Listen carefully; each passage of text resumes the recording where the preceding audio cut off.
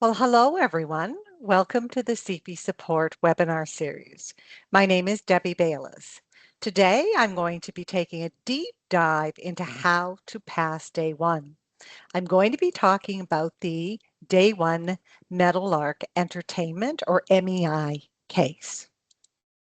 So first of all, I want to extend a great big thank you to CPA Western School of Business, CPA Ontario, and CPA Atlantic School of Business for their great partnership in ensuring that this information is available to you as you prepare to write CFE in September. This presentation is approximately 90 minutes long, and then I will open up the floor for any questions that you may have. Now, our Q&A period is only a limited time, so if you do have questions during the webinar, please use the Q&A function, and my colleagues will answer the questions. So again, please use the Q&A function. Now, there are two common questions candidates ask. First of all, is this webinar being recorded? And yes, it is, and it will be available in a few days. You can access the recording under the news section for Introduction to Capstone 2 and CFE. Also, candidates ask if the slides will be available. Unfortunately, they will be not. They won't be. But however, you do have the benefit of watching the recording and stopping at any time so that you can take down and make some important notes that you will find that will be helpful for you. If we're unable to answer any of your questions due to the time constraints, do not hesitate to reach out to your region or province. I've included their email addresses here. So, a very important notice that I want to remind everyone is that you should consider and respond to the practice case, the day one case as presented, even if the circumstances described in this case may not be reflective of the current environment. So again, something that's on top of mind is tariffs. There's no mention of tariffs and the potential impact that would have, then do not discuss it. Make your analysis of each of the required based on the case facts that are provided and the current environment, the environment that they describe. Today, we're going to go through and I'm going to provide you with some key learnings when it comes to the MEI Capstone 1 case. So by the time I'm done, you will have all the key information that you need. I'm also going to talk about significant and overarching issues. Then I'm going to spend about 35 minutes and I'm going to create a situational analysis and an outline for the day one MEI CFE version 1 case. And then I will open the floor for any questions that you have. So the objectives today is to familiarize yourself with the MEI Capstone 1 case, prepare you for the day one, and include some great best practices.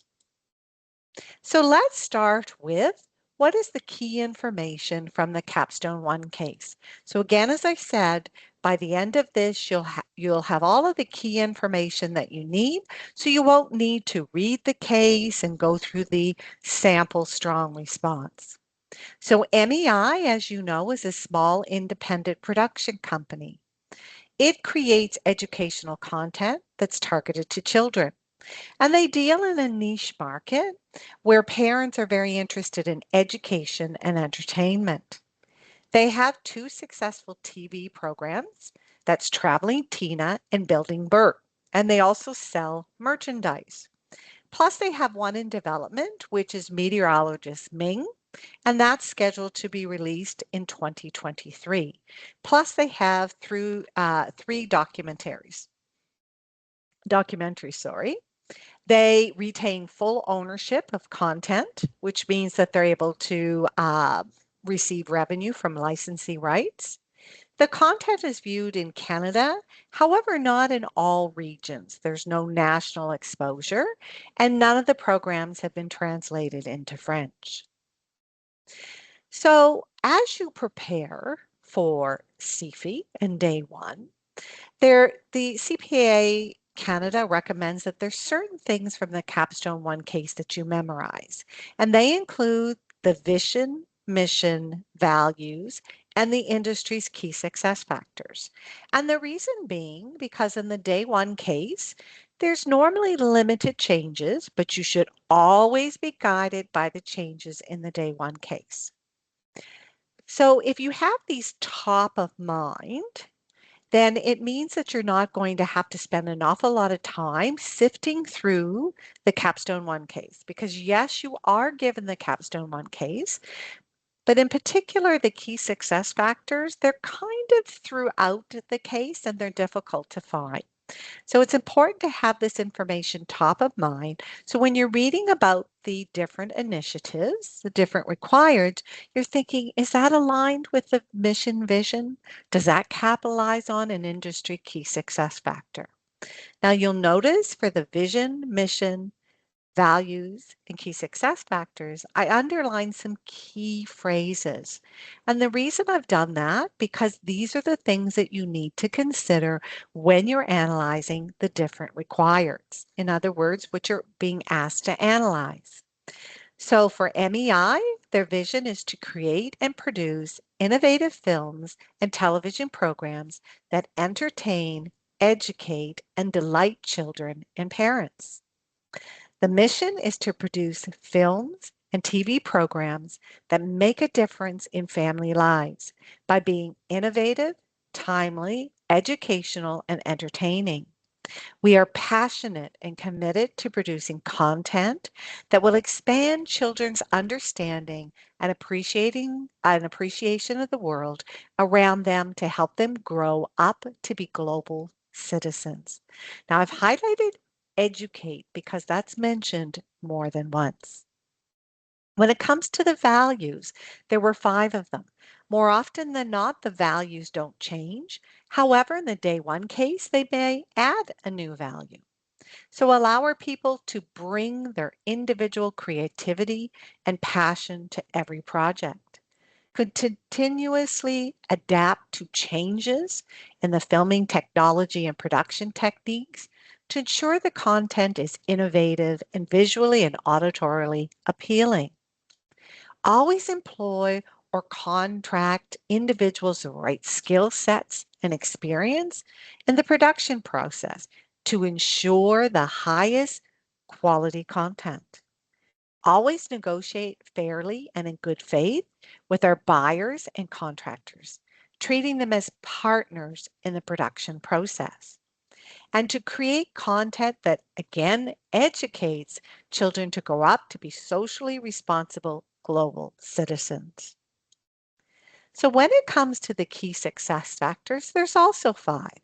So develop effective cost controls by understanding costs and managing budgets and actual costs. Vertical integration to offer additional services along the value chain because TV producers rely on distributors and a variety of platform providers to sell their content. Secure or access highly skilled and specialized labor that's required for successful production. Manage multiple outsourcing contracts during all stages of creating, producing, and distributing content, and quickly adapt various technologies to improve the final product and reduce costs. So when it comes to the board's objectives and constraints, it's just important to know what they were in the Capstone One case. However, that being said, often than not, those objectives are different in the day one case. So the objectives, there were four of them that needed to be, they wanted this to happen by 2027. To increase revenue by 10% over the 2024 revenue, to increase operational profit margin to at least 12%, to expand into at least one new market segment to generate alternative sources of revenue, and to license at least one of the company's current or new films or TV series to a new domestic or international market. The constraints. be on the lookout. Do these still exist?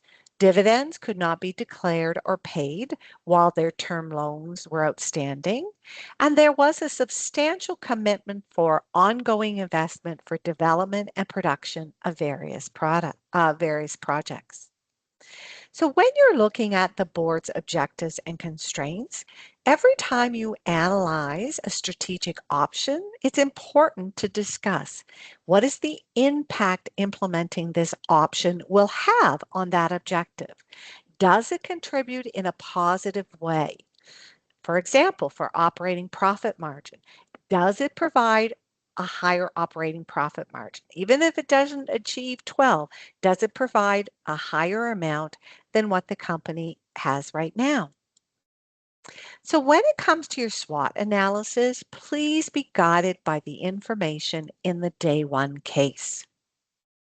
Some of the information and the factors that I'm going to review on the SWOT, they might exist in the day one case, but they might not. So always be guided by the information in the day one case.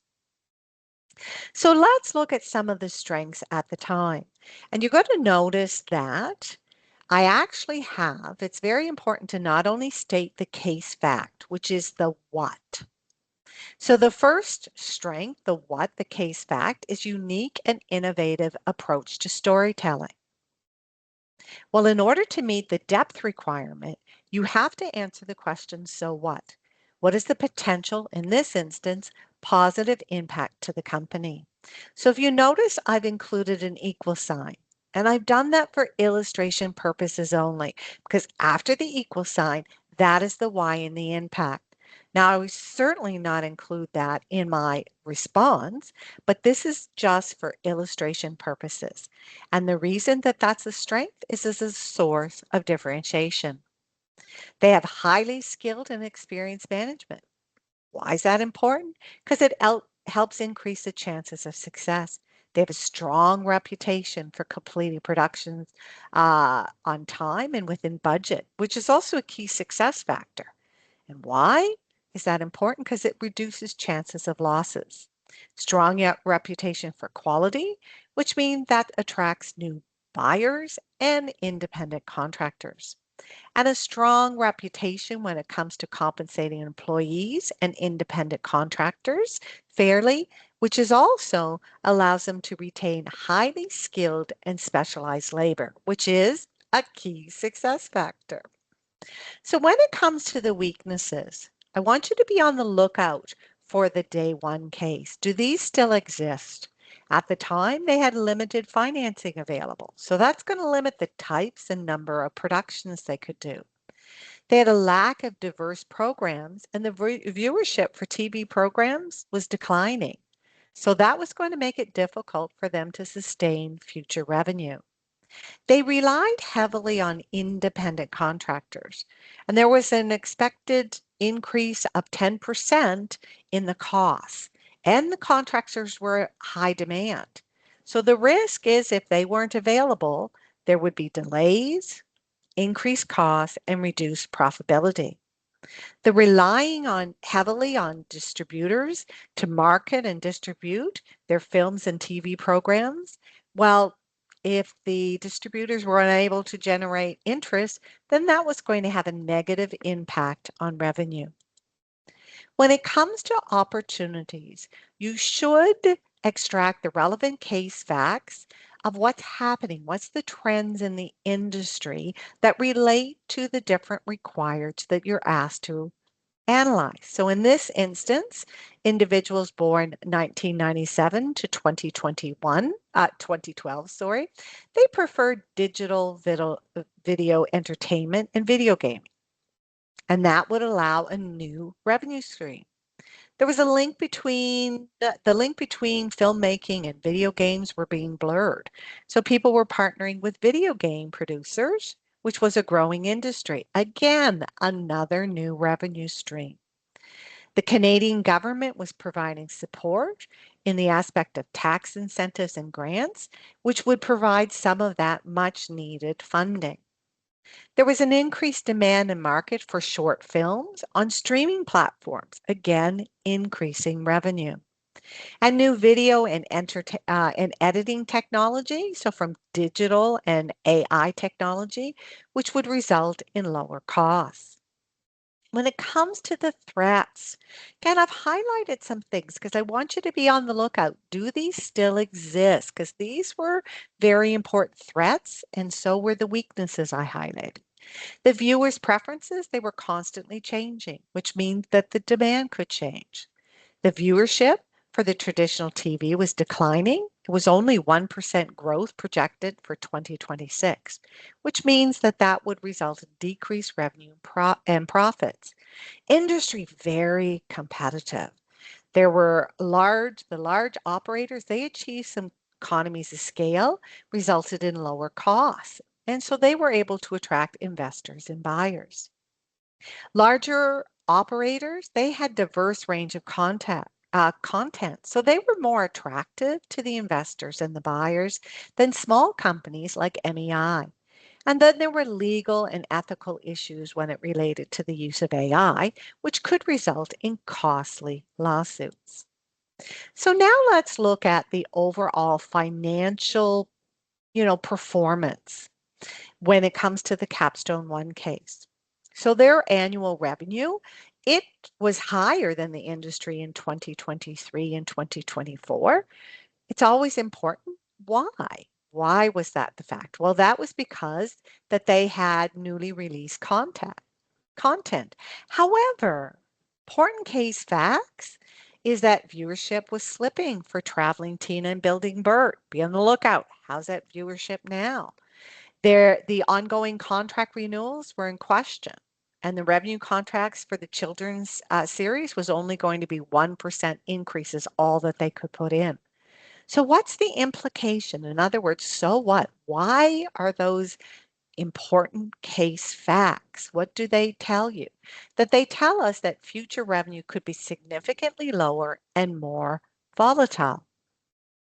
When it came to the direct operating expenses, distribution, and marketing expenses as percentage of revenue, it was higher than the industry. Why? Because they're heavily reliant on the independent contractors and distributors. An important case fact that indicated what that might look in the future is that the contractor rates were expected to increase by 10%. What's the implication? That meant that their profit margins would continue to decline. When it came to cash flow, if their cash flow was similar as it was in 2025, they weren't going to be able to meet their cash requirements because they had a lot of things that were committed to the repayment of loans, investment in the TV program, and a family bike documentary, and sustaining capital investments. So, the overall conclusion when it comes to the company's financial health for the Capstone One case is that the success was not sustainable, that they needed to consider strategies that would increase revenue, secure funding sources, and reduce production costs. So, when you perform your very high level quantitative analysis as part of your situational analysis for your day one case, the idea and the purpose is to be able to identify the areas of concern. And then when you go and analyze the different options, you need to discuss how those options, what impact they will have on the company's overall financial health. Will it contribute in a positive way? When it comes to the stakeholders and their objectives, all you really know is who were the key players and just be on the lookout in the Capstone One case if they still exist. So the four key stakeholders were Anna, the CEO, Francois, the VP of Client Relations, Max, who was the VP of Development and Production, and Josie, who was the CFO. And even when it comes to their objectives, if they have objectives or different objectives, it will be shared in the day one case. So I just be on the lookout. Are they the same people? When it comes to the strategic options, all you need to know is what were they? And because, as you know, in the day one case, they'll tell you what they implemented. It could be one or more of these strategic options from the Capstone one case, and or it could be something that you haven't even heard of. So just know a few relevant case facts when it comes to Capstone 1 and these options. So one of them was a merger with SVE and GAL. Well, SVE was the production company. GAL was the distributor. And this was a whole share exchange. So each group would own one third. MEI would gain additional revenue. They would have the benefit of lower production costs because they're going to use the internal staff. And any cash shortages would be financed by an intercompany loan at 5% with no fixed repayment terms. The goal was to expand and diversify the portfolio program, so add youth and produce videos. However, the documentaries, they were to be curtailed. And if this option was accepted, no other options could be accepted. So when it came to the PSL was a streaming company, okay, that streamed both in Canada and US. MEI was to produce the first season of 5-part series for children 8 to 12. PSL was going to retain full ownership of all the rights. The episodes had to be completed within a year. They had to use AI as much as possible. And PSL would pay the total production cost plus 30% in installments. And if the series was renewed, the same arrangement would be made for the second season. Collaboration with EBG. Well, they were to co-create a new family educational video game in both English and French and share the net profits. The main characters they were going to use were from Building Bert and potentially from meteorologist Ming. MEI was going to have to rely heavily on EBG. EBG had total control over distribution and marketing, and MEI's name was not going to be prominent on the packaging. When it came to the documentary film with Cana Creations, so Cana Creations is a government agency that was going to provide some funding support in the form of repayment equity advance. So they would pay that back from revenue earned. And once that equity advance was paid back, then Cana Creations would receive 15% of all revenue. The film was about the impact of climate change on the Inuit people living in northern Canada, and the emphasis was on teens. There were several conditions that needed to be met, like sustainability requirements and translation into multiple languages. So if this wasn't met, then that funding would need to be repaid immediately. If it was successful, then there was opportunities for other funding projects. And the completion date was January of 2027. However, MEI was going to, they would require additional funding to cover the net cash flow in the year 2026.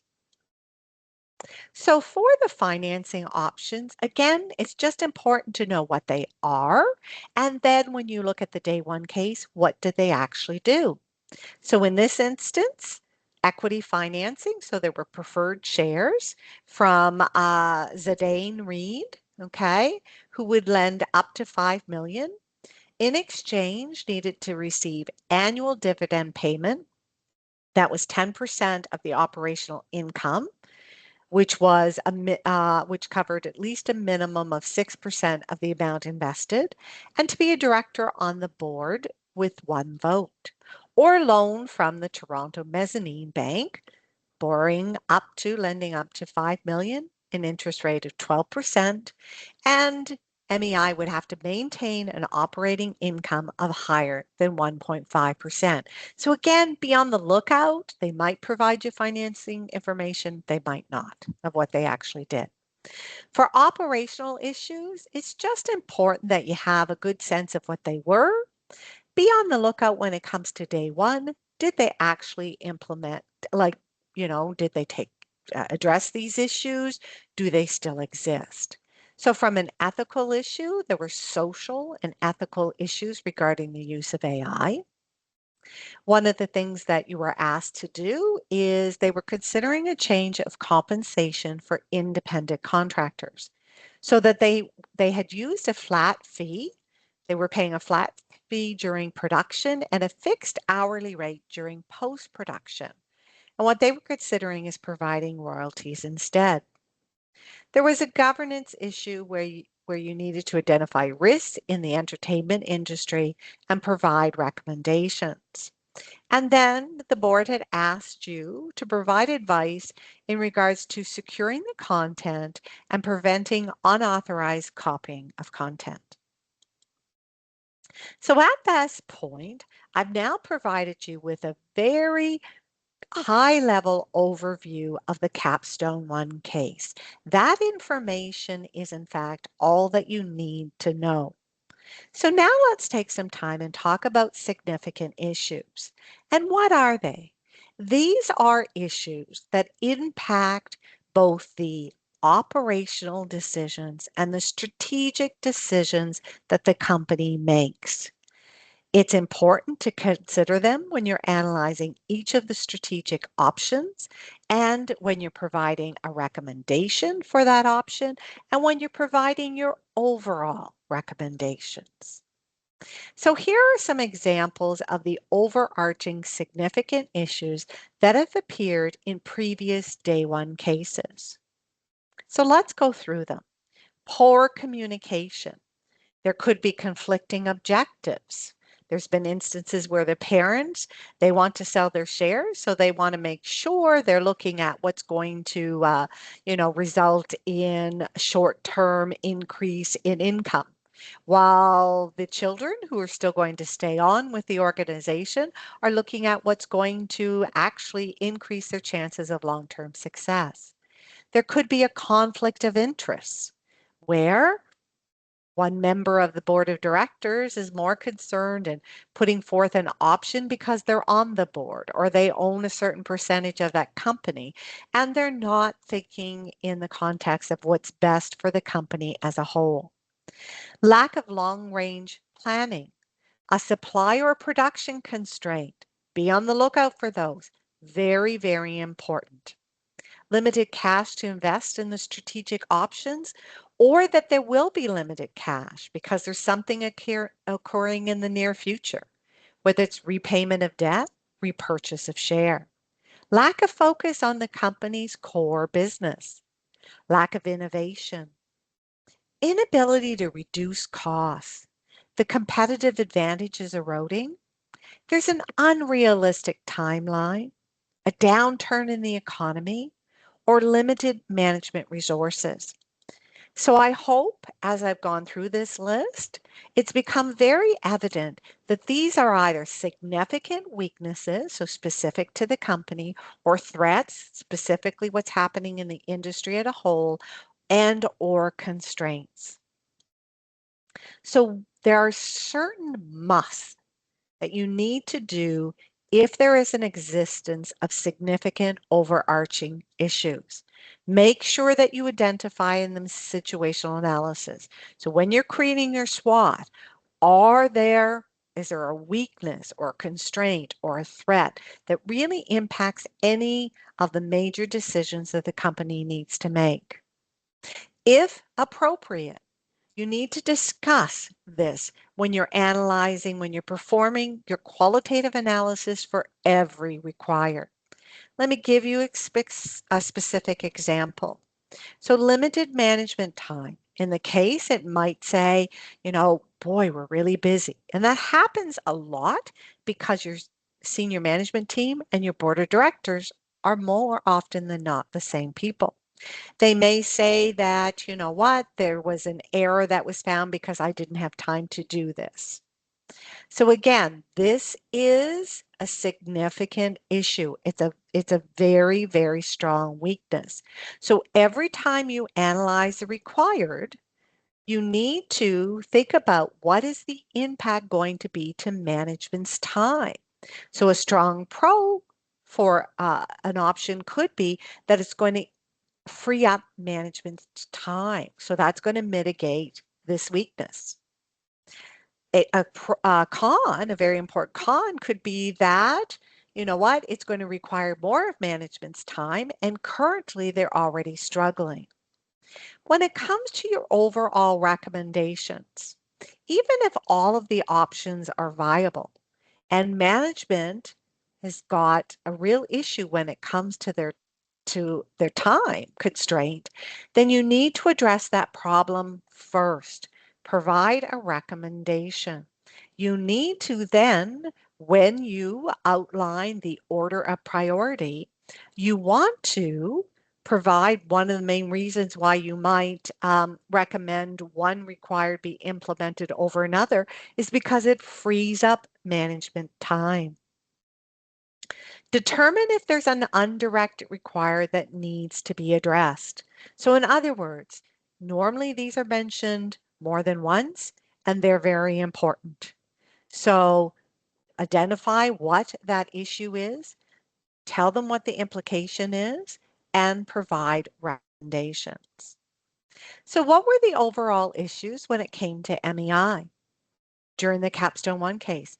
Well, they did not have a diverse inventory of programs. They were working in a niche market, and the future for traveling Tina and building Bert was uncertain. So there was that important weakness. Another important weakness, moving forward, they had limited funding available. So that would have a significant impact on what they could produce. Another strong weakness was the reliance heavily on the independent contractors and distributors. So the risk was that the contractors wouldn't be available. The risk was the costs were going up. And another risk is the distributors might not push MEI's programs or films, and or they might charge higher commission rates.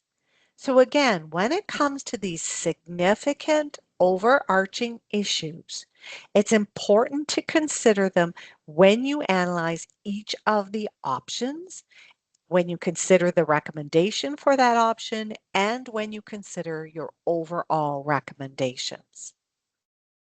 So let's take a moment and talk about what are the Board of Examiners' expectations when it comes to day one. They expect that you demonstrate essential professional skills. And how you do that is you demonstrate professional judgment. You demonstrate that you're able to synchronize information. In other words, think on your feet. Because remember, an option they might implement is something you've never heard of. And now they're going to give you anywhere from 4 or 5 additional options that you're to analyze. It's important too that you focus on the relevant analysis, the relevant factors that are critical to strategic decision making. So how you do that is by highlighting the internal factors, so the mission, vision, value, the company's strengths and weaknesses. And then the external factors, so what's the industry's key success factors and what are the key industry trends? So what's happening from an opportunity and threat perspective? And again, when you highlight those information, only focus on the factors that have a significant impact on the company's business and they impact the decisions that they need to make. Because not all factors are equal. So let's talk about when it comes to integrating the factors from your situational analysis, what are the primary considerations? Well, first of all, information from your SWOT analysis. Does implementing that option capitalize on strengths or opportunities in the industry? Does it mitigate a company's weakness or mitigate a threat? Those are important, especially the opportunities and threats, because that's all about the trends in the industry. The interrelationships. So in other words, how does the implementation of one option impact the implementation of another? Is there potential for synergies? So let me give you an example. If one of the options is to increase supply, well, a great pro for that is it increases supply and it allows them to look at additional options. Then you should look at the key success factors. Does implementing this option capitalize on any of the industry key success factors? The secondary factors to look at is the company's vision, mission, and values. And the reason I say that is because in most instances, they're not a differentiator. And what I mean by that is more often than not, all of the requirements that you're looking at, they're at least partially aligned with the company's mission and vision. Maybe the words, some of the wording needs to change, but fundamentally, implementing that option is not going to be against who they are and what they do. If it is, that is a very important con. If it's completely against a value, that's also a very important con. But more often than not, it's only secondary.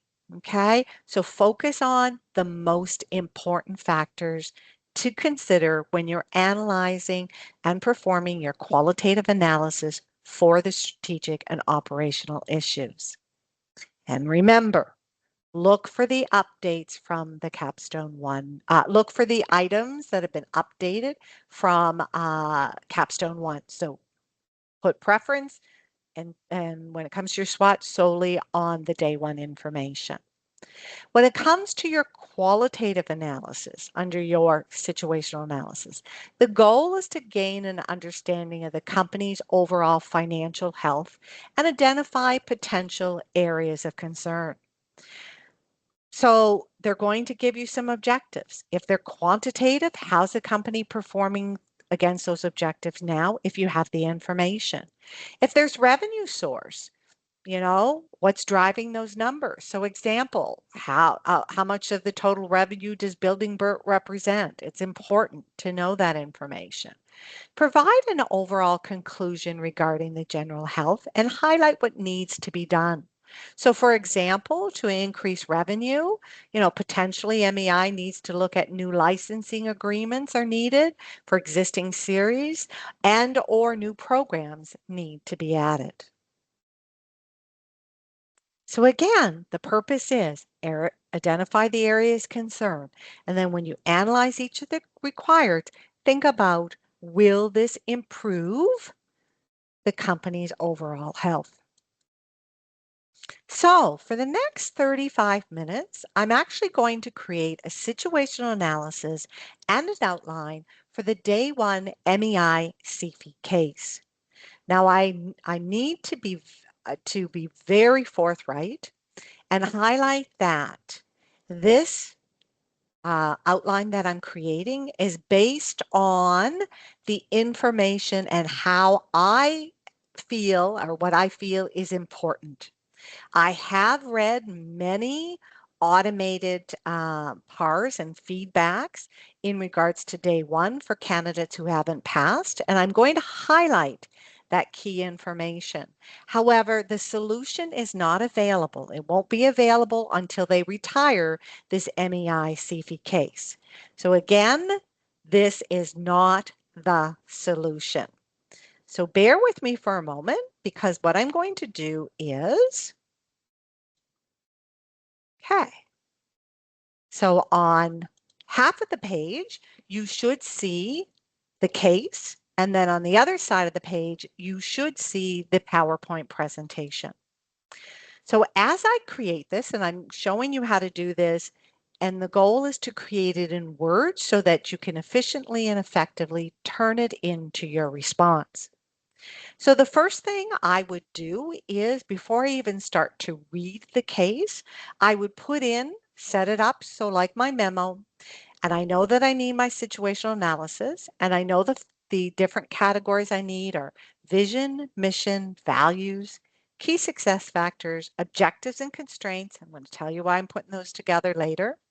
Your qualitative analysis, strengths, weaknesses, opportunities, and threats.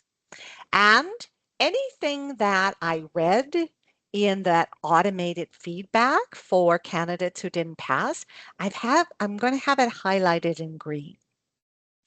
So if you notice by vision, mission, and values, I'm not going to include that information right away or when I see it in the case. I'm only going to include it if I need to use it.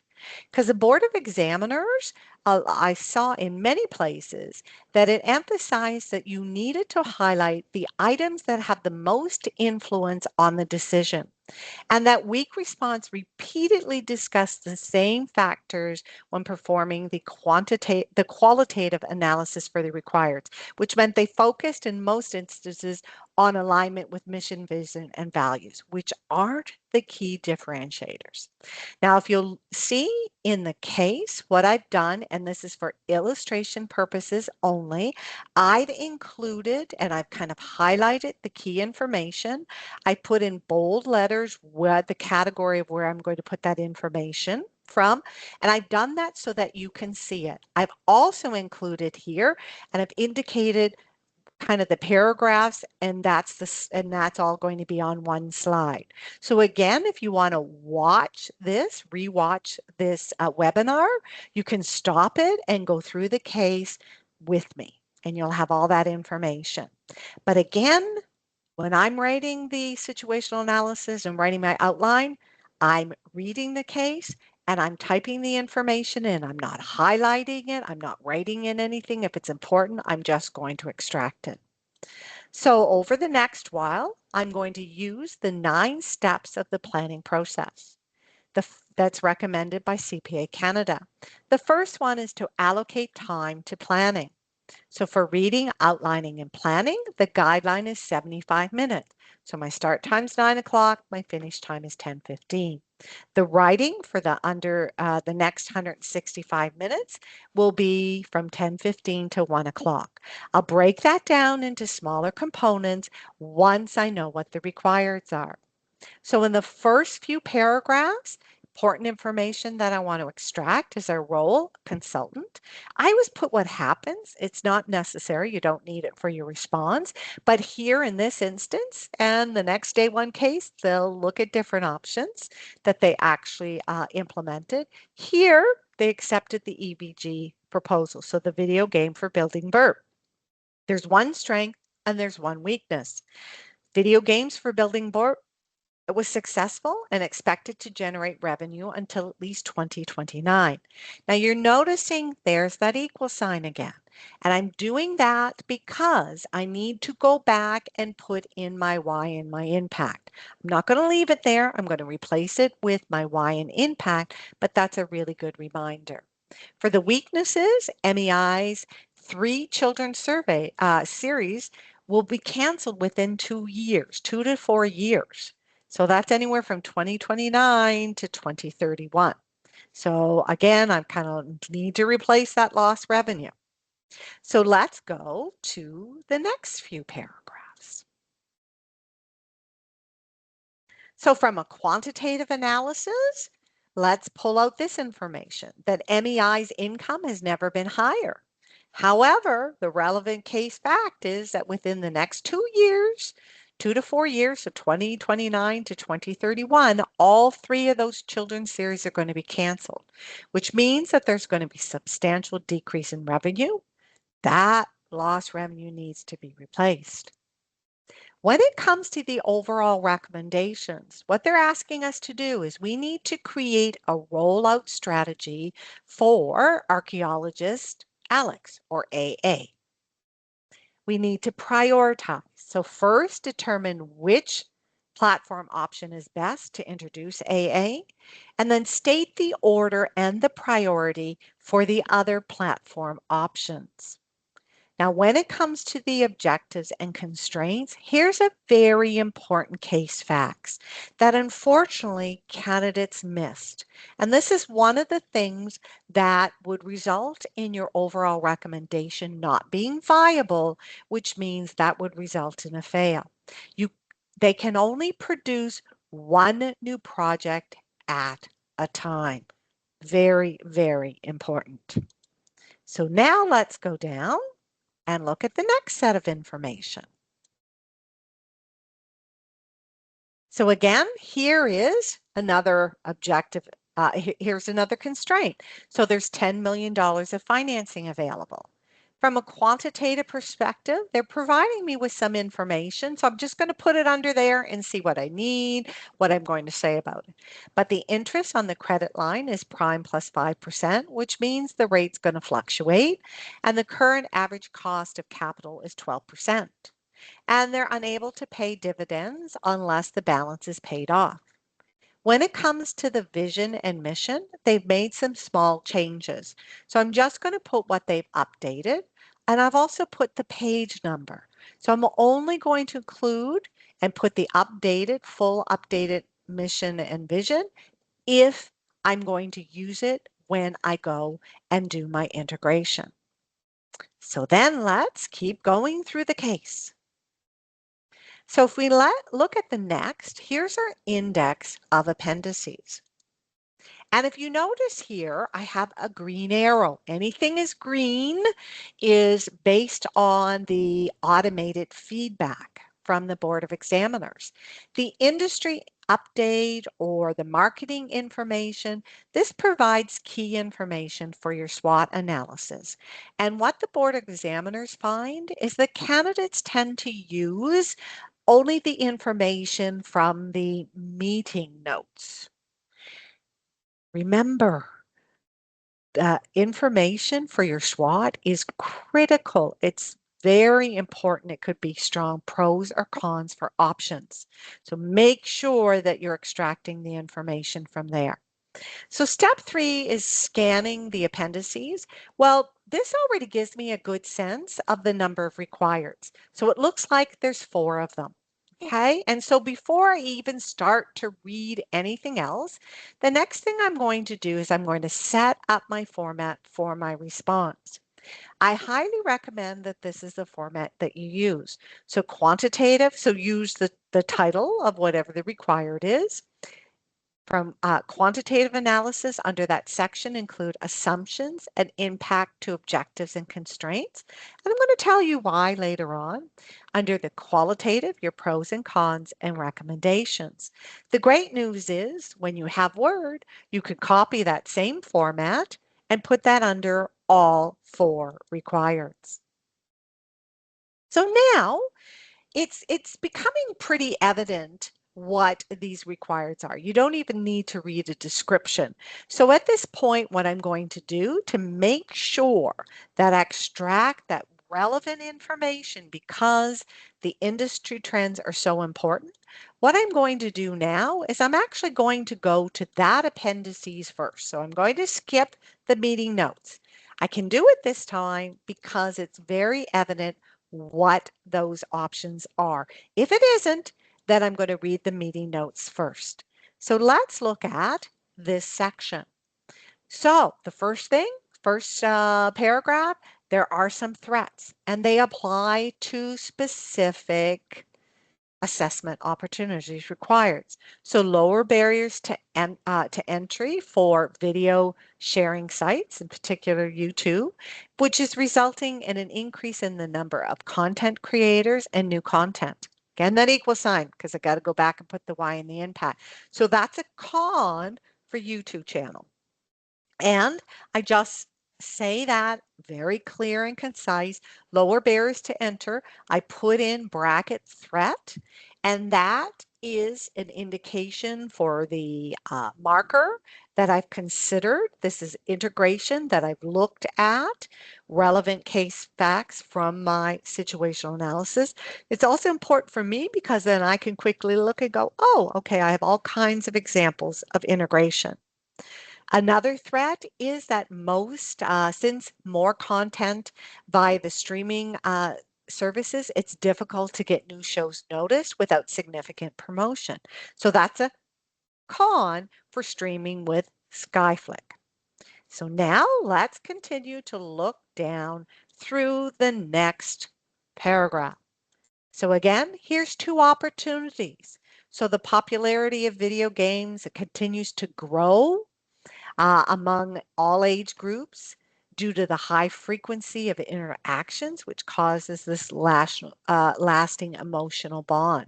A pro for the video game. Again, put in bracket opportunity. Frequent release of new content increases engagement and the likelihood of a fan community that would provide valuable feedback. That's a pro for streaming. Another great examples of integration. Let's look at the next paragraph. Two more opportunities in the threat. The popularity of film and revenue is expected to increase. Good pro for the film. North American produced films are increasingly being exported around the world. Another good pro. A threat. The film's success is largely limited to most anticipated film release. So that's a con. And it's a con because you have to also importantly think of that there's been no series. Archaeologist Alex, the series hasn't aired or anything. So it's currently unknown. And then let's look at the last paragraph.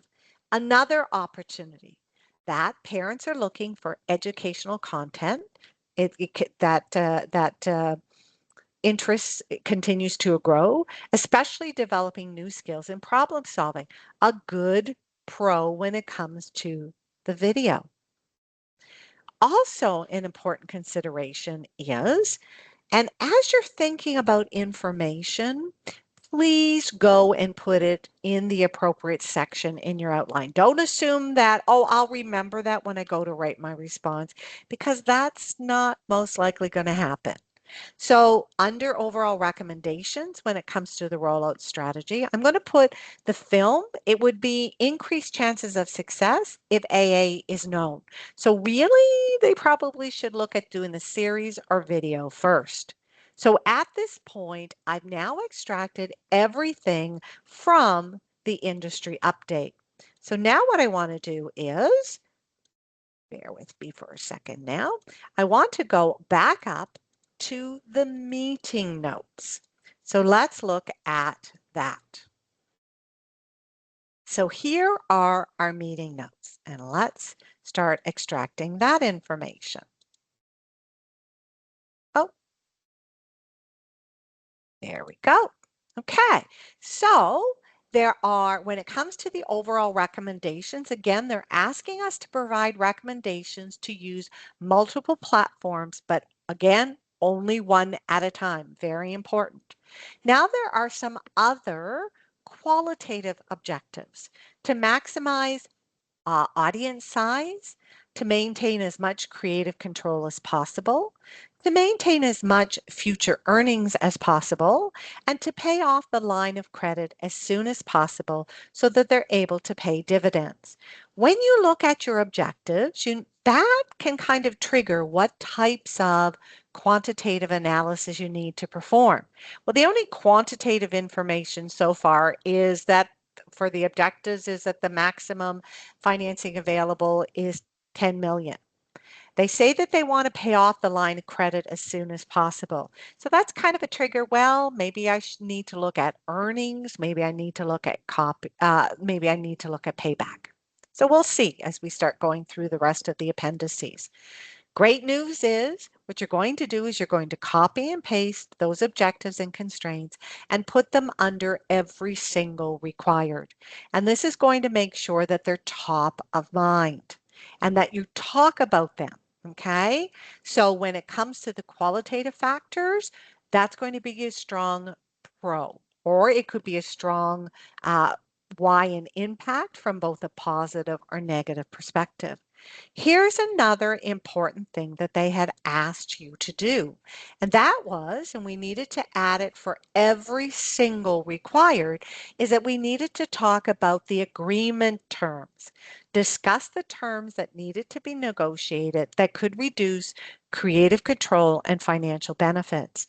Many candidates missed this, and it was a critical ask by the board of directors. So now let's look at the next few paragraphs. So here, let's take some of the qualitative factors when it comes to the feature film. There's quite a few of them. Well, you know, Galactic, they'll help pay the production costs. that will have MEI will have access to Galactic's extensive distribution network and a list of preferred contractors. And as I'm typing this, I'm like, that's aligned with MEI's value of employing or contracting individuals with the right skill set. So now I know I'm going to use that value. So I'm going to include that value in my situational analysis so it will count as integration. Another pro is the past 2 years, they've released several films that were box office hits. Again, I'm leaving my equal sign so that I could go back and in my response, I just need to include the why and the impact. So now let's look at the next set of paragraphs. And that information is there's a few cons. So Galactic has also released some films that have not been overly successful. And that successful films are the most anticipated release. That's the threat we talked about. And again, an important relevant case fact is that AA is unknown. If the film is not well received, there's negative reviews. That's a con. It's very important because some candidates just focused on the facts. Well, they've had some successful films, but they also have had some unsuccessful films.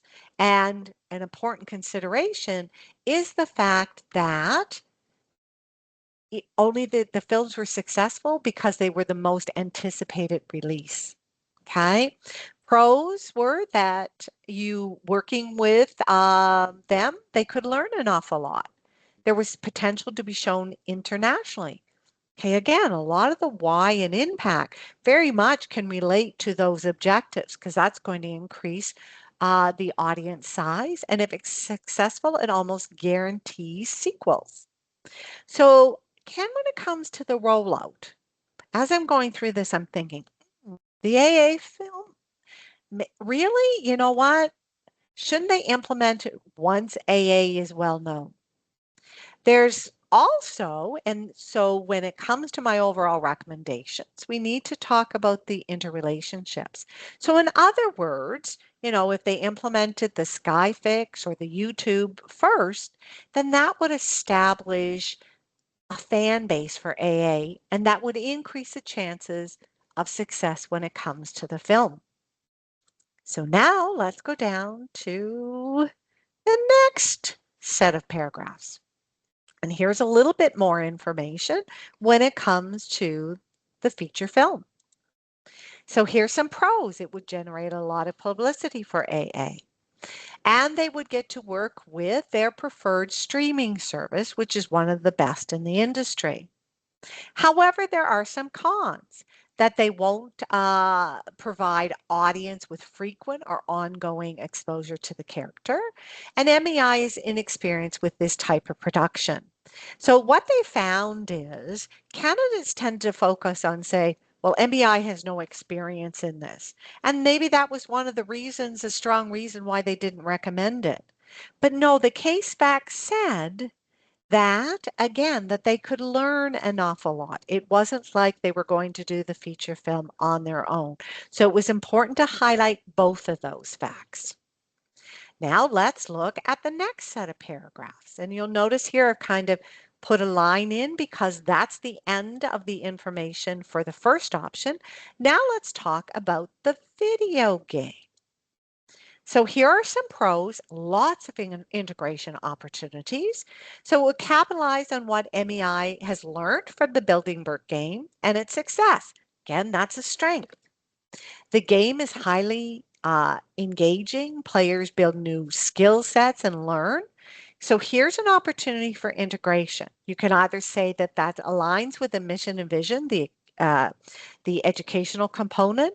A more important integration example is that this addresses the need that parents are looking for educational content. That's an opportunity.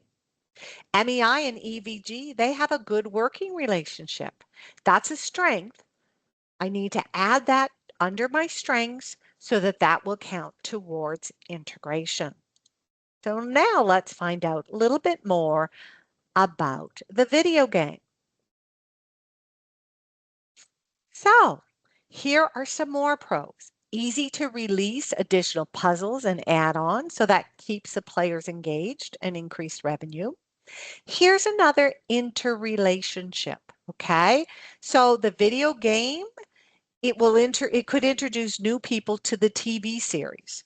So if MEI chose either Skyflick or YouTube first, that would mean that that would include the viewership for those series, okay? The cons are developing the game may be more challenging because there's no content to repurpose.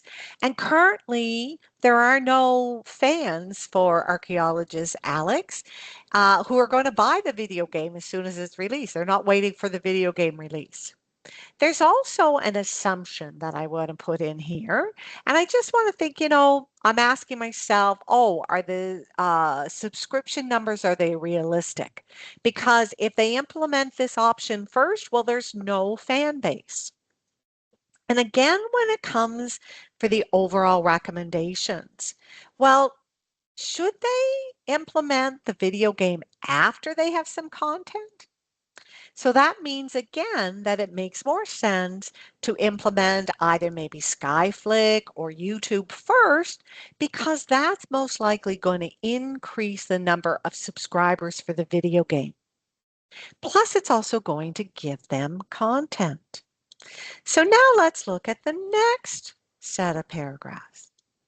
And then here, for a quantitative analysis, they're giving us some important information. Any quantitative information in a narrative, you've got to pull it out. Put it in your outline, because if not, it's going to get lost. And it says all revenue and costs are split equally. There's another pro that the players personally engage with AA, which will help build a devoted fan base. And the con is that the market size for the video games is smaller than films or the streaming shows. So now let's look at the next option. So the next option is Skyflick. So they talk about an assumption as a minimum threshold. So I'm going to be on the lookout. What's that threshold? Is that realistic? There's pros. Skyflick has the same target audience as MEI. Producing a children's show aligns well with MEI's core competency of having a strong network of contractors. That's a strength. So I'm going to make sure that I include that under my situational analysis too, because to count for integration, it must be under my situational analysis and a factor that I discuss in my qualitative analysis, and able to capitalize on MEI's strength of understanding costs and preparing accurate budgets. So again, included under strengths, two more examples of integration. Now let's look at the next set of paragraphs. Well, it says for the minimum threshold that's required, that Building Bert, that's been airing for years, that the current audience size is well above this threshold. So the threshold shouldn't be a problem. They also say that Skyflick will heavily promote AA to their subscribers, that they can develop AA character over those episodes, which will increase the audience exposure to the character, which create that lasting bond, which is an opportunity. A con is a lot of competition among the streaming companies because there's more content available than ever, and that's a threat. So we're going to add that to the threat. So again, so that I'll be able to count that as integration. Another important consideration, and a lot of candidates who failed missed this point. So potentially, if you're not going to recommend Skyflick for some reasons, and we'll see shortly why, then, should MEI look at another streaming company? Like, they have been very successful when it comes to their series. So there shouldn't be an issue of being able to find a streaming company that's going to work for them. So now let's go to the next bit of information.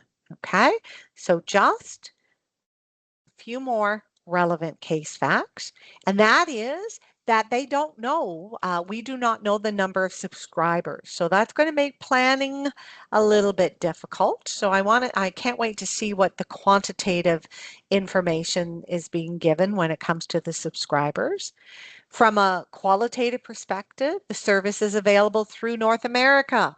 So a good why and impact is that's going to increase the audience, which is one of those qualitative objectives. Con is Skyflick is unable to sell merchandise directly on their platform and that they're relatively new.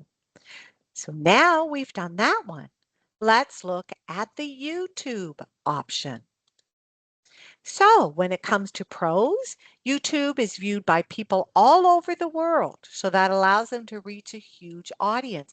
That's an opportunity. So again, I want to add it underneath my opportunities for my SWOT analysis so I could count it as integration. An important con is that if MEI also decides to implement the film option, that there's limited chance that the YouTube viewers would support that film option because only two of the most popular YouTube channels um, released a feature film in movie theaters. So that's an important consideration. So when it comes to your overall recommendations from an interrelationship perspective, it's important to highlight that if YouTube is pursued, that probably is going to have very little impact on the successfulness of the film because only two of the most popular YouTube channels released a feature film in the movie theaters. So in this instance, I would be putting quite a bit of information under my overall recommendations because there's an awful lot of interrelationships in this particular case. So now let's look at the next few paragraphs, and we have quite a few more pros to be added and some assumptions. So we need to check the assumptions because there's inexperience with the format, which normally indicates to me that it could take longer and there could be higher costs, which would have a negative impact to the quantitative results. It's important, did they include promotional costs? Because they need to include that to get noticed. There's some pros. Hey, MEI is going to retain full creative control. Very strong pro because that links to one of their qualitative objectives. It provides a lot of flexibility over the type of content and frequency. And many successful YouTube channels, they generate fan support communities, which would increase the sales for the video game if pursued. So again, interrelationships. So when we talk about cons, so MEI does not have the experience in this format. So it could take time to determine how to attract and engage the audience. It's difficult to get the content, noticed. Therefore, many new channels need to pay to promote their content. Now, an important piece here that I've already included in the outline was the need to discuss the agreement terms and to provide recommendations on what terms you needed to negotiate. The request to negotiate agreement terms was mentioned 6 times. However, some candidates did not address this. It's important that you have a clear sense of what you're being asked to do. So we've gone through the industry information. So let's go to the next appendices. So we're going to look at the feature film.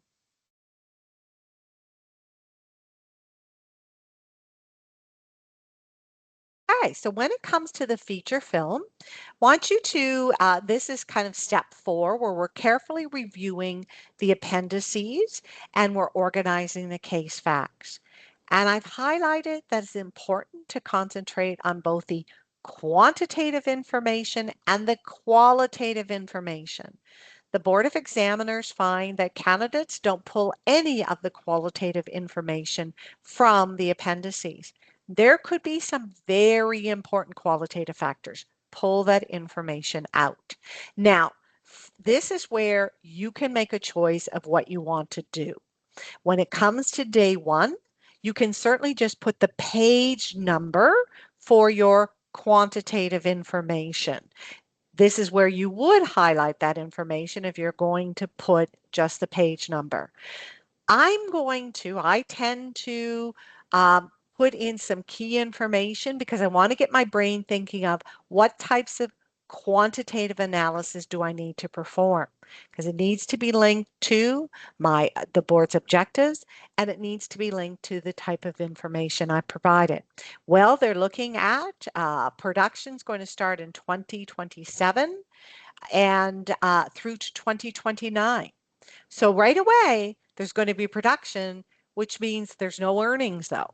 So that's going to reduce the opportunity to maintain as much earnings as possible because the series could be canceled in 2029. So 2029 could be a very bad year if they're still producing the film. There's no revenue coming in from there, and there's no revenue from the children's series. Then when I start looking at this information, the type of quantitative analysis I can perform is calculate cumulative earnings, okay, and perform a sensitivity analysis. And here's some assumptions. I always look at who's created this information. Well, that was created by Francois, and who has, no one in MEI has experience for feature films. So this information could be cost understated and you know what, which would have a negative impact to your quantitative analysis. And then guess what? The attendance was done by Galactic. Well, there's potential biasness, so the revenue could be overstated. So due to time constraints, I'm not going to go through the rest of the appendices. However, I am going to kind of highlight here. I'm going to go down a little bit more. And here's some of the agreement terms that are not favorable. So 5 years after the film's release, Galactic will receive 70% of the revenue for streaming release of the film, 70% of merchandise for the sales associated with the film, and that MEI must use Galactic's preferred streaming company for, for the next 5 years. Those are very detrimental agreement terms. So you need to discuss those. You need to say what the implications are, link it to the objectives, and you need to provide a recommendation on what they need to negotiate. Very important pro that MEI has veto power over the film's direction. And a very important con is that fact that if the film is chosen first, then that means for the consecutive 5 years that they'd have to use Galactic's preferred streaming service. So they couldn't enter into an agreement with Skyflick. So I'm not going to go through the rest of the appendices, but I do want to highlight that when you do your quantitative analysis, you need to compare. It needs to be comparable. So for video, to look at the earnings for the 5 years. Some of the candidates missed the fact that revenue costs were split because they didn't take it out of the narrative.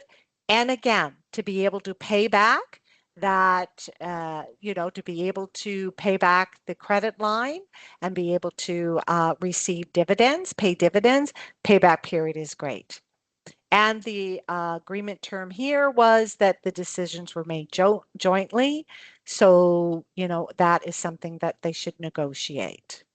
When it comes to Skyflick, you want to look at the earnings again, make sure it's comparable, the payback. Important to note that 2027 is production, 2028 through to 2031, this is series. Candidates made a mistake. They put production costs in 2031. Well, no, the production costs occurred the year before. And that Skyflick would pay $6.5 million for each season, needed to include that $500,000. And the agreement term that was important that you needed to discuss was that, Skyflick would receive 20% of the revenue. Okay. And then for YouTube, again, make sure it's comparable. You needed to do a sensitivity analysis, the payback. And when it came to the assumptions, they were prepared by Annie from MEI, and it was challenging to determine a budget because there's no experience, and so the numbers are really questionable. So when it comes to the remaining steps, when it comes to step 6, planning what you're going to do, we've already done that. The biggest thing when it comes to step 5 is, are there significant issues? Well, the biggest thing was that they could only implement one option at a time.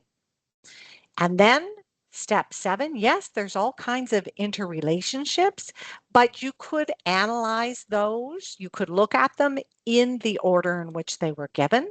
So this is the order they were given, and therefore you could have answered them and addressed them in that order, because the interrelationships was really more about the pros and cons, and it was more about your overall recommendations. So this is how I would have allocated the time. And you notice that I would have allocated a little bit more time for YouTube because the quantitative analysis required that. Overall recommendations, I have 20 minutes here. You cannot simply copy and paste your individual recommendations. You need to take a step back. You need to prioritize. There's lots of expectations, and it can be the deciding factor between you passing and not passing. So make sure you dedicate that time. And I always leave time for a review. So from a breadth perspective, there were anywhere from 9 to 17 factors. From the depth, remember, include the why and the impact. And some of the strongest why and impact are those qualitative objectives, maximizing the audience size, maintaining as much future earnings as possible, maintaining as much creative control. Integration, you need to include at least 3 for each required. Well, I only used values and mission and vision once, and there were 5 to 6 integration opportunities that I identified as we went through this, and more if you count if the why and the impact relate to the board's objectives. So so if you wrote this case previously, look at your automated feedback. And specifically, they highlighted that you needed to prioritize which platform is going to be best, only one project at a time. That was an important case fact. And that, if you recommended more than one, your recommendation is not viable. How to renegotiate those terms that are unfavorable, the interrelationships between the platform, and again, talking about how implementing that option impacts those qualitative objectives. So when it comes to your overall uh, recommendation, you could have framed it as, since MEI is only able to develop one project at a time, this is what they want to achieve. This is the order of priority. So streaming the series, you could have recommended that first, but before that's implemented, they need to renegotiate those terms, provide them a recommendation of what those new terms should be. And if you can't reach an agreement, then you know what? You should recommend, one of the very viable options is recommend that they look at another streaming company. Candidates miss that. Talk about why the streaming company would go first. And again, make sure that you're including and highlighting how this impacts the board's objectives. So the video game, what agreement what part term did you need to renegotiate? And why is it second? And again, linking it always back to the board's objectives. So if you didn't recommend not recommending the film and why, and you could state that once the streaming service and the video games are implemented, then what can happen is they're in a better position because AA is well known, and they're also in a better position of negotiating those unfavorable terms. And YouTube, not recommending. So very important to make sure that you provide recommendations for all of those options. Talk about the capital needed, compare it to uh, what you have. Don't exceed that capital. And then when it comes to paying off the line of credit, you could calculate the cumulative expected earnings and or payback period. So now let me go back to, so the next little while, I will just want to take some time and review a Capstone 2 feedback guide. And I want to be very clear that the Capstone 2 education team and the board of examiners and the CFE markers do not communicate, okay? And they don't use the same marking guide. But what we do know is that candidates who consistently do well using the day one feedback guide tend to do well when they write the day one case. So the key to passing day one is to ensure that you have a clear understanding of what the Board of Examiners is testing, and then you write your response accordingly. So let's look at, I'm going to quickly go through this, but I'm going to go through the feedback guide for the MEI module workshop, okay? Because the premise is the same. So when it comes to your situational analysis, your first AO is about integration.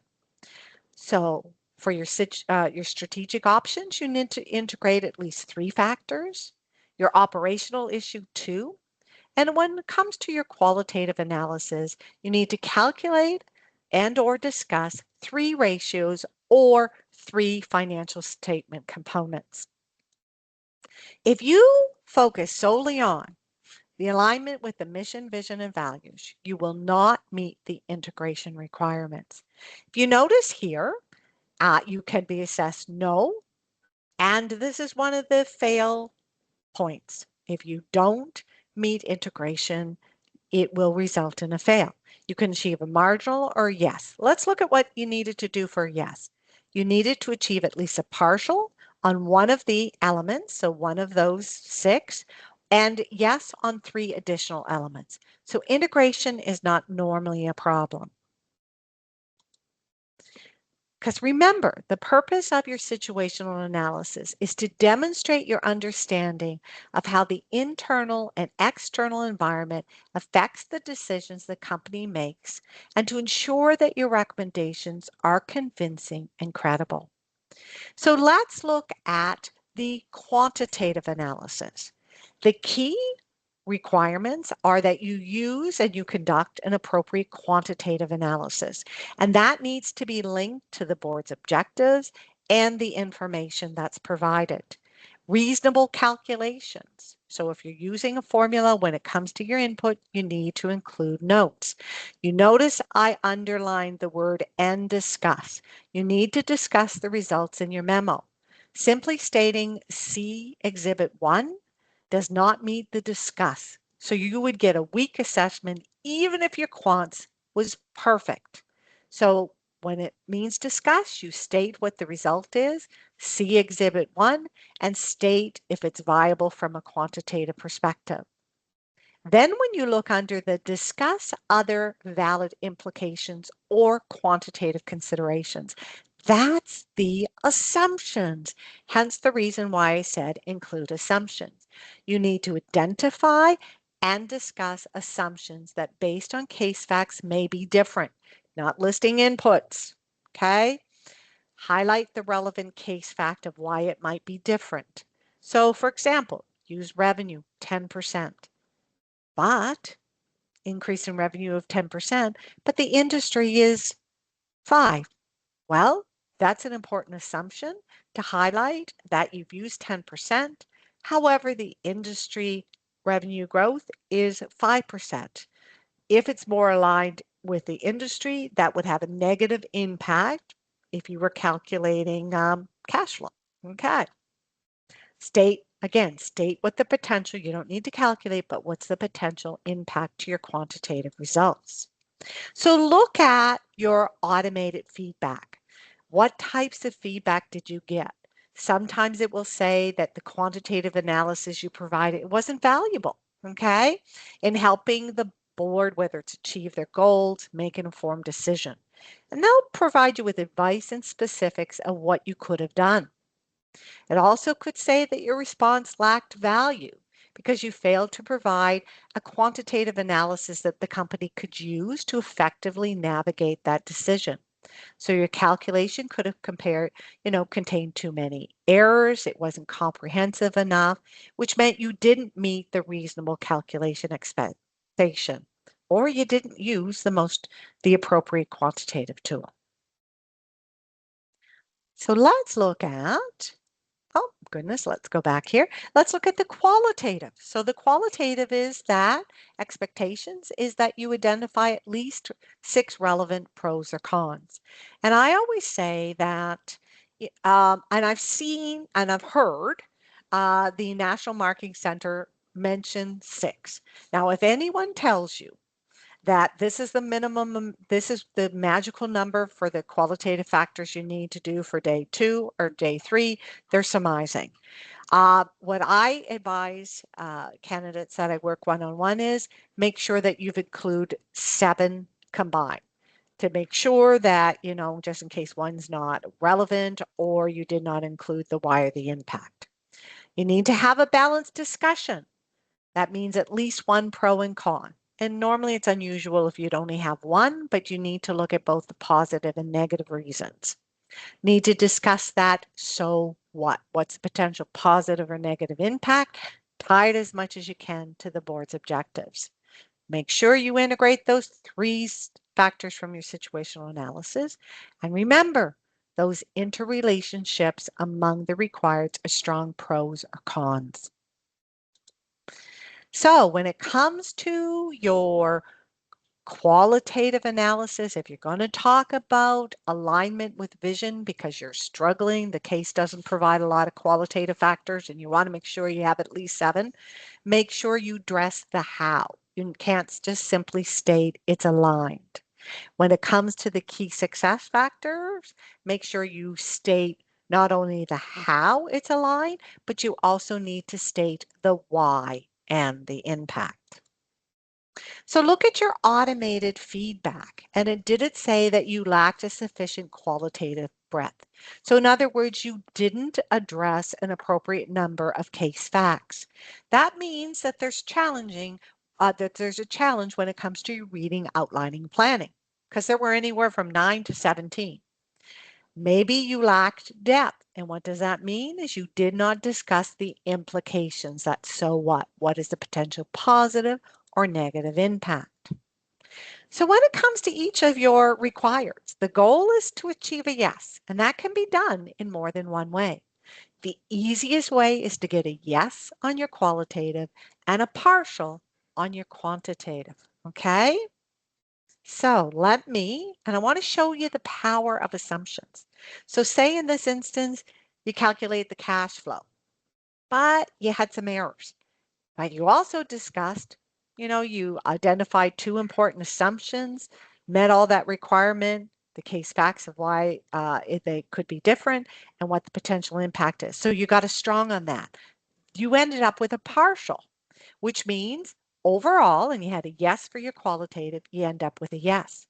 If you get a no for your quants and a yes for your qualitative, then it results in a marginal. And marginal is you're still able to pass. And I'll show you what the expectations are there. However, if you get a partial on both of them, it goes down to marginal. If you get a no on your quants, okay, and a partial on your qualitative, it ends up with a no. And here is an important issue because you cannot achieve a no on any of the requireds. So let's look at the conclude and advise. It's a supported recommendation. So that means you can't state, based on my quantitative and qualitative reason, I recommend implementing this option. No, what are the strongest quantitative and qualitative reasons why? When it comes to your overall recommendations, you need to prioritize them. Consider the big picture issues, significant overarching issues. Discuss those interrelationships. Calculate the impact to the capital. Don't exceed that amount because that ends up in a no when it comes to your overall. So let's look at what happens when it comes to conclude and advise. If you achieve a partial on your recommendation, then that overall assessment is marginal. If you achieve a no on your overall recommendations, okay, then that results in a no, another fail. So time management is critical. You need to achieve at least one yes for one strategic option and marginal on all of the others. If you achieve no, it ends up in a fail. So you need to manage your time well. You need to complete all of the assessment opportunities, including if there's an undirected requirement, because this is a significant or overarching issue. So I want to show you again the importance when it comes to your overall assessment of your recommendations. If you get a partial on your conclude and advise, and more likely that's because of your overall recommendations, and yes on everything else, you automatically go from a clear pass to a marginal pass. It's a pass, but it's a marginal pass. If you receive no on your conclude and advise, and you would receive no because no, you got no in your overall recommendations, that results in a marginal fail.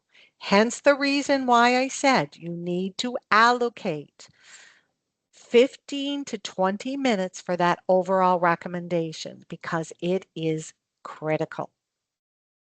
So make sure that you're framing your recommendations, based on the company's objectives. Talk about what they are, the constraints. You recommend it in the following order of priority. Say why you're prioritizing it. If there's a significant overarching issue, make sure that you address that first. It could be the strongest reason why you're recommending, not recommending something, or why you're recommending it first. What are the interrelationships? Okay. Calculate that capital. Look at your automated feedback. Even if you're not recommending something, you need to, in that overall recommendation, include a recommendation for every required. Sometimes the response is that you fail to address how the recommendations would impact the company's cash or investment capital. So you didn't talk about that constrained capital. Did not adequately address the company's main entity strategic considerations. That's a significant issue, okay? And then they'll say, because there were several critical strategic considerations, and they'll tell you what they were and what you should have and could have done. So the disclaimer is that I'm using this feedback guides that are created by the CPA education team, okay? That's used for marking Capstone 2 responses. So again, it's not what the Board of Examiners use, but it is a very good guide. So let's quickly go over the resources that are available to you. Under the Introduction to Capstone 2 and CFE, if you go under the resources and the Board of Examiners reports, you have access to 17 day one cases that have marking guides, and for day one only, they do have sample responses. You can also access the MEI version 1 simulation or the case, and that's for the Part A, Day 2 and Day 3 report for September 2025. If you're enrolled or have been enrolled in Capstone 2, then you should have access to the MEI, the module workshop case, week 3 case, and week 6 case. What are the next steps? Practice, practice, practice. Practice creating the outline, your situational analysis in Word. Practice your response. If you're struggling with your quant, practice. That is the keys to success. It's going to significantly increase your chances of success. Another thing is we've created the CFE support webinar series. This is your roadmap to successfully passing CFE. So the recordings are available for the previous webinars that I've done. Understanding the CFE, stress management, day 2 and the path to competent, day 3 and time management, This day one webinar, this will be available in the next few days. And that information can all be found under D2L homepage for Introduction to Capstone 2 and CFE under the news page. Now, if they haven't already, my colleagues are going to be sending you a link. And once you also access, I think, the recordings, there will be the webinar survey will pop up. Please take time to complete the survey because we really value your feedback. And now I'd like to open the floor for any questions that you may have. All right. No, thanks there, Debbie, and thanks everyone in terms of submitting your current questions there today. So we'll have about 10 to 15 minutes for Q&A. So we'll try to answer any questions that come up there in regards to the Q&A format there. So we do apologize in advance if we're not able to get to your question. The link to the survey, we ended up posting it in the chat there. So feel free when you get the chance. We value your feedback on what you guys found, what was great about the webinars, what would you guys like to see going forward, and everything like that. So I'm going to jump in right into the questions, Debbie, so that way we can try to answer as many questions that we got here. So this first questions come in, especially with day one being a 4-hour exam. The question was, how do we allocate time for each assessment opportunity? The candidate mentioned here they allocate time, but they'll take more time for one AO versus another AO. How do they know that one assessment opportunity may need more time and another one needs less? Sure, I love that question. So first of all, look at your outline and look at what you need to do. So from your qualitative perspective, if you look at the best practice, all you really need to do for most of those options is you definitely had the 7. So you just needed to put the why and the impact. Then you need to look at the quantitative analysis that you need to perform. And there might be more quantitative analysis you need to perform for one option over another. So that would dictate that I would allocate more time. I love this question because lots of times candidates will just take, this is how much time I have, and I'm going to divide it evenly over each of the requireds. That doesn't make sense because you could be spending more time on one and not have enough time on another. So be dictated by what do you already have done? Okay. If you're missing some qualitative factors, you're going to need a little bit more time. What type of quantitative analysis do you need to do? That will dictate how much time you allocate for each of those requirements. All right, thanks there, Debbie. Next question is talking about financial analysis. So the candidate's asking, is financial analysis required in every case under the situational analysis? And if they miss it due to a time constraint, what would be the impact to their overall answer and response there? Okay, so let's go back to what the purpose is of the quantitative analysis in your situational analysis. So the purpose is to understand the company's financial health and to identify areas of concern. And you know what? In the day one case, there can be actual financial statements and you could do more number crunching. Sometimes there's just only a few relevant facts. It shouldn't take you, do not want to spend a disproportional amount of time on that quantitative analysis. So again, the expectation is that you only look at three, um, you know, three kind of items in a financial statement. So it shouldn't take you an awful lot of time. If you don't do it, then it shouldn't negatively impact your ability to meet the integration. However, you could maybe not see a very important area of concern. For example, in this case, it would be important to know uh, maybe not this particular case, but in this instance for MEI, if it says one of these series is no longer going to be aired, well, and in the module workshop, that was one of the scenarios. It was important to look at, well, how much revenue does that represent? And it was found that, those two series represented a substantial portion of the revenue. And one of the objectives was that they wanted to increase the revenue by or up to 15 million. I can't remember what it was.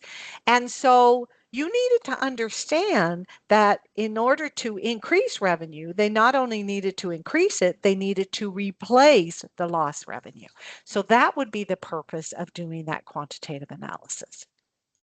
Right, perfect. No, thanks there, Debbie. And just want to say thanks to those who have filled out the survey. So we just ask if you got the chance there, please do so. It just helps us for planning in the future. So a couple of questions have come in here. So one question was in regards to when you're doing the analysis on pros and cons, Debbie, I guess common question that comes up, is there like a magic number in terms of how many pros and cons should be added when doing the analysis there? Okay. So one of the things that I will say is the Capstone 2 feedback guide. If you saw, they did give a number of 6 pros and cons. Okay. And my advice would be is I would make sure that I had at least 7, and that would be combined pros and cons. Now, in no way am I saying that that's what I know for sure, but I do know that in Capstone 2, they've used 6. I would make sure that I had at least 7 combined pros and cons. And, I would make and that they're well balanced and that they're the most relevant factors to consider. So if I've got 3 of things that are talking about alignment with mission, vision, and values, those are, and they're probably the option is at least partially aligned. Those are non-value added factors. I'm talking about the ones that with your SWOT, the interrelationships, those are the ones you need to focus on. All right.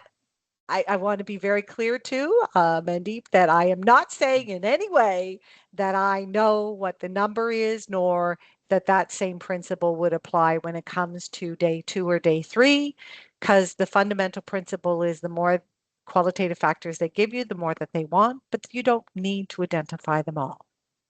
All right. No, that's great there, Debbie. Yeah, I was just going to mention as well. This is everything that we chatting about is related to day one today. So, Yes. in regards to that, so that's the caveat in terms of everything there. Thanks again for the questions that are coming in. So, keep them coming in regards to that.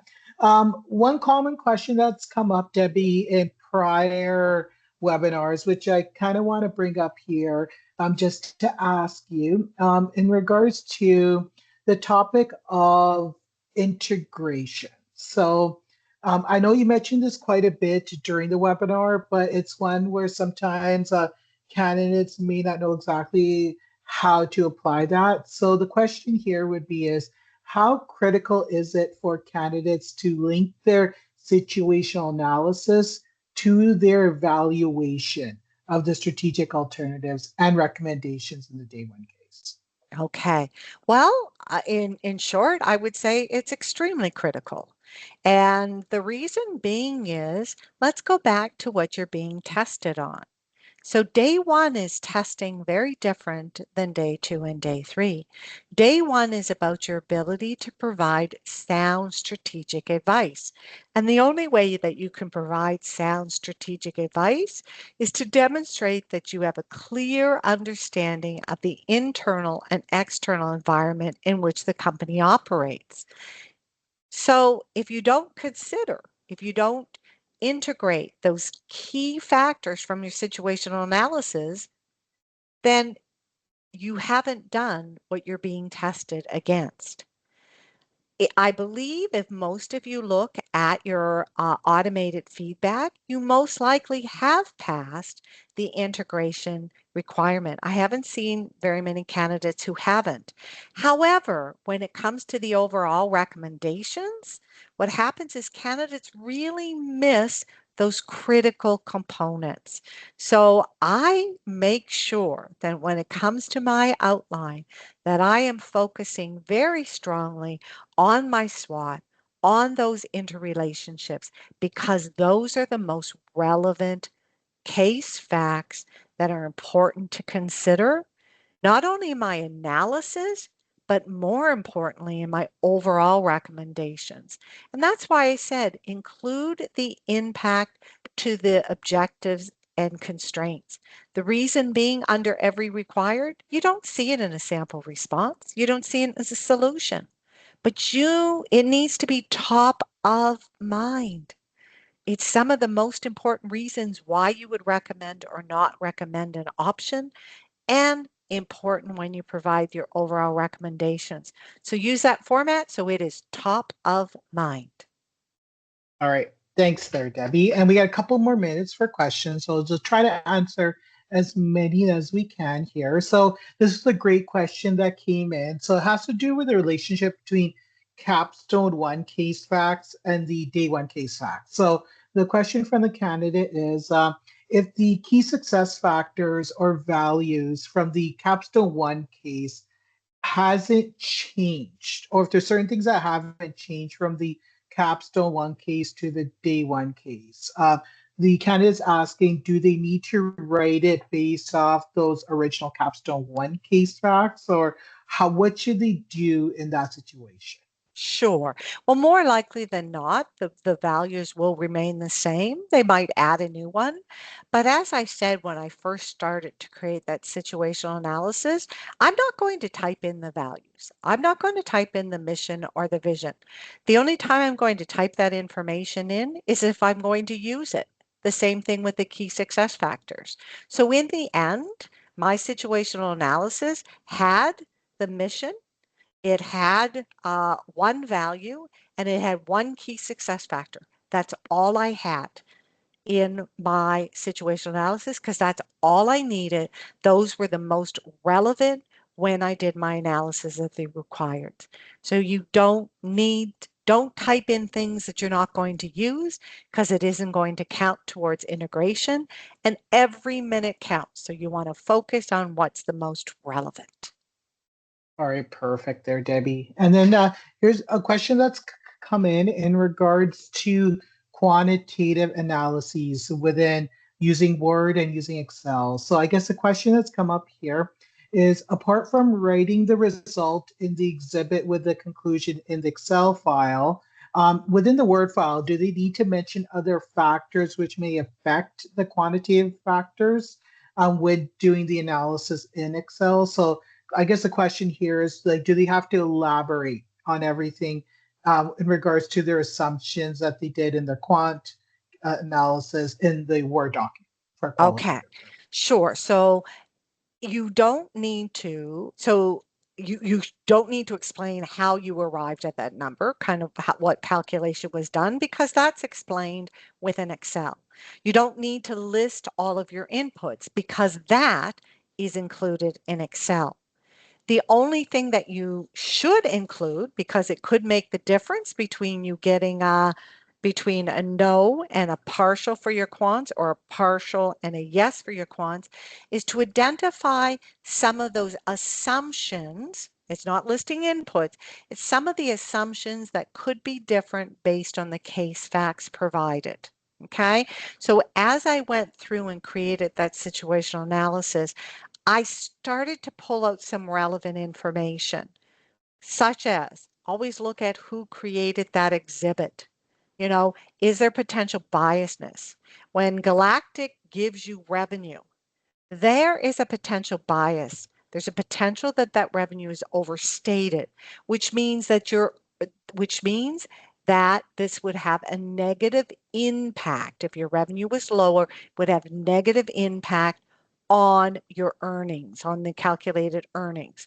Don't just simply state, if the assumptions are different, the result would be different. Again, you are being tested as an entry-level CPA. Someone in junior high could tell you that. That's basic Oh, math. all Hopefully right that then. helps. Hopefully that helps there. We got one final question I'll get to here, and it's a great question because it highlights the other webinars in this series there. So the question that came from the candidate, it would be, what are some frequent quantitative tools that might be used to analyze strategic options in day one? Sure, sure. I love that question. And if you find that you're kind of challenging determining the appropriate quantitative tool to use, in the time management and day three, I actually went through a variety of quantitative tools and talked about kind of what types of questions that it answers and what kind of information it would provide to the user. So that's very helpful. It's also important to kind of, again, it's triggered by what are the objectives? If the objective is to increase gross profit margin, then you know what? Anytime that you have an opportunity, calculate that. If the objective is that you need an ROI of 12%, okay, you could calculate annual ROI, or you could use that 12% in an NPV. So look at the quantitative information that they give you and the objectives, and that gives you a clearer sense of the type of quantitative analysis you should perform. All right. No, thanks there, Debbie. And that's all the time we have for Q&A. But Debbie, I'm going to pass on to you for any final comments to the candidates here as they prepare for the season. Sure. First of all, I know that at this particular point, most candidates, I know I was one of the session leaders for Capstone too, and people are very, very nervous at this point. Know that that is normal. And, take some time to review some of these webinars. Stop them, create your own notes, and know that practicing does make a significant difference. You will get better. It does take time. And one of the things that I found for people who are rewriting day one is they really didn't have a clear sense of what was being tested. So really take some time and go through that whole section that I looked at the feedback guide, because once you have a clear understanding of what you need to do, then you're going to teach yourself to write your response accordingly. So for MEI, I'm hoping that you were enrolled in Capstone 2 and that you have access to the module workshop week 1, week 3, week 6, and this version 1 case. Write them over and over again. It doesn't hurt because you're going to train your brain. Keep practicing. And remember, you know what you're doing. Just make sure that you practice and build those skills. All right, thanks there, Debbie, and thanks everyone for attending tonight's webinar. So, on behalf of the CPA Western School of Business, CPA Ontario, and the CPA Atlantic School of Business, we thank you guys all for attending tonight's webinar. When you guys get the chance, feel free to fill out that feedback survey. We would really appreciate any feedback input that you guys have here. Other than that, give us a couple of days to post the recording there. But otherwise, best of luck on the CFE coming up.